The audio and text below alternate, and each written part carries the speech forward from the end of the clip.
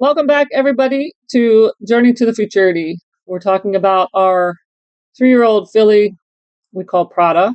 She is by Inferno 66 out of our Ready Spook, Smart Spook mare. The last show that we did a review on, the last video, was at a show at our Eastern PA affiliate where we had done pretty well in the Futurity. Then after that show, we took her out to the Quarter Horse Congress, and our run out there was not very good. I knew as soon as we walked through those gates, she was feeling nervous, made me a little nervous, and we just really did not have a good run out there. So at this stage, I'm feeling a little bit nervous about whether or not we're actually going to make it to Oklahoma. There was another show that we were going to go to regionally, and so we did haul to that show. It was the Central New York Reining Horse Association, and they had a Futurity there. So the run that I'm about to talk to you about is a novice horse class at that event. I wanted to put her in the novice horse just as a schooling run, primarily to see if she was still going to be as anxious as she was at Congress, but also to gauge kind of what she would feel like one-handed when I had to go one-handed at Oklahoma. So this run is the novice horse class at Central New York. It is before our Futurity run, which we'll follow up with. But again, I'm gauging her to see like if she's nervous or, how kind of where we're at after having a not so good run at the Congress. So with that said, we're coming in the pen one-handed. She got it in there okay, but as soon as we get to the center, I just felt she was kind of not with me. She was nervous. So I picked up on her, just kind of, tried to get her focus back on me, holding her here a little bit, just trying to give her some support and confidence. But every time I dropped that rein, she just got real looky, and I could just feel underneath me that things were going to not be so good. Way too much pickup here on that turnaround. I felt like if I let go and put my hand down that she was going to run out of the turn.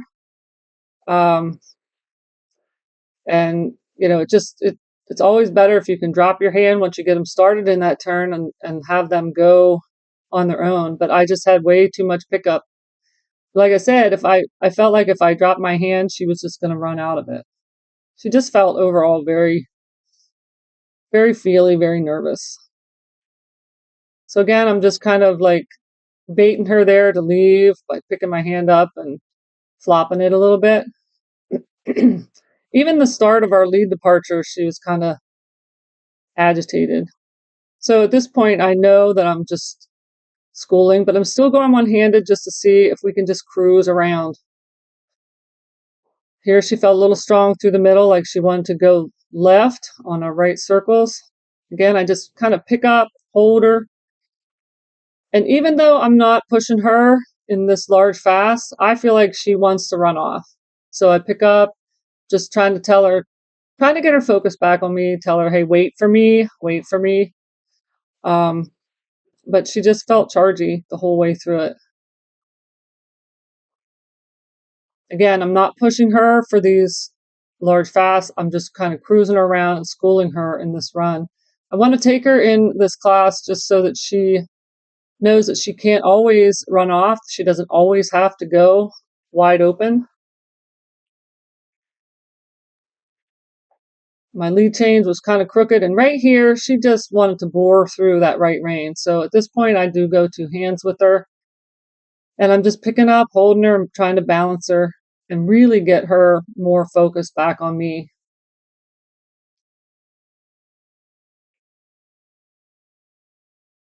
Again, I'm just really, telling her to wait on me. Every time I pick up, I want her to think, read back to me, wait for me, wait for me. So she wants to go fast. I'm saying, just chill, just really relax. And there's times when I pick my hand up and I feel like she's really not responding to that pickup so much. When I pick up, I want her to frame up and also to kind of rate back a notch. Here, I just do counter canter through the middle so that she doesn't anticipate always having to change in the middle. And right there, I don't know if you noticed when I picked up and asked for that lead change, she really hiked her head out there to the left. So showing a lot of resistance in that left to right lead change.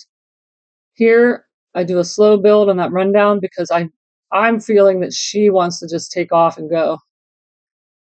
Kind of ran through my hand there at the stop, so I backed her off my hand, holding her, backing her off my hand again. Really trying to make her come to her senses and say, I can't run through that bridle. I have to wait on the cue to build in that rundown. Here again, I just break her down to a walk. She's just too far ahead of me in thought and in her body. Again, I pick up a little speed, but don't send her through the whole gearbox there. Just backing her off my hand, backing her off my hand. Again, she felt like she was really way too ahead of me for that entire run. But, some horses get like that when you start showing them. For that run, as soon as I took two hands on the bridle, but the judges knew that that was then a schooling run. And I think she really needed that. Like every step of the way from the time we stopped in the middle for those turns,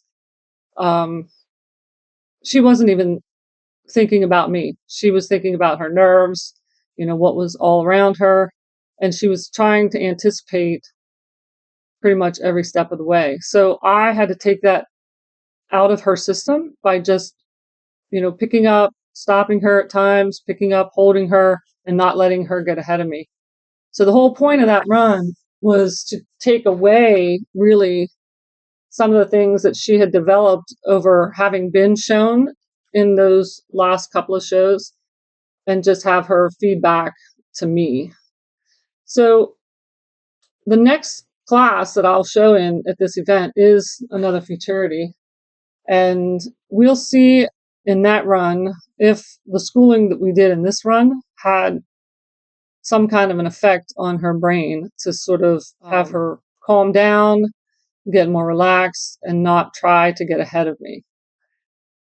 So at this point, I'm kind of like, it could go either way. I don't know if what I did here is going to help for the Futurity run at this event. But for sure, if it doesn't, we have to really rethink the decision to go to Oklahoma.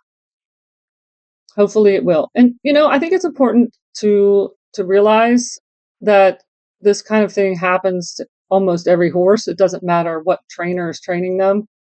I think if you ask 10 trainers, if their horses ever get a little chargy in the pen, if they're telling you the truth, they're going to say yes. And then it just becomes a matter of what you do to support them, to guide them, and to get them over that. Because let's face it, anybody who's doing something competitive, there are times when they get nervous, they get anxiety about what's to come. And there are ways to overcome that. And with the horses in these events, we just have to figure out what works for them. So for this particular mare, I put her in this novice class to school her and to try to regain her focus back on me. So we'll see what effect it has on our Futurity run in the next day or so. So thanks for coming along. We'll see you at the next video for this series, which will be the Futurity run at this event.